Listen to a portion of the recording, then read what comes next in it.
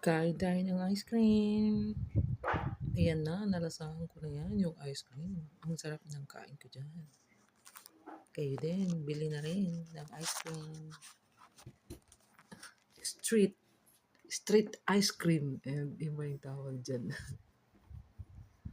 Napakalasa niya, no? Ano kaya yung hinahalo niya, no?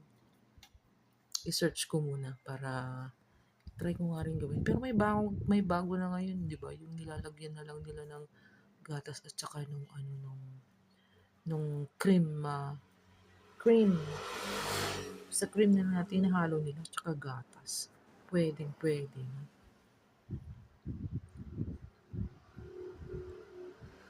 Grabe ano. Sarap kumain ng ice cream dyan. Oh. Ayan o. Oh. Naubos ko dyan. Hindi ko ata naubos. That's all. Thank you.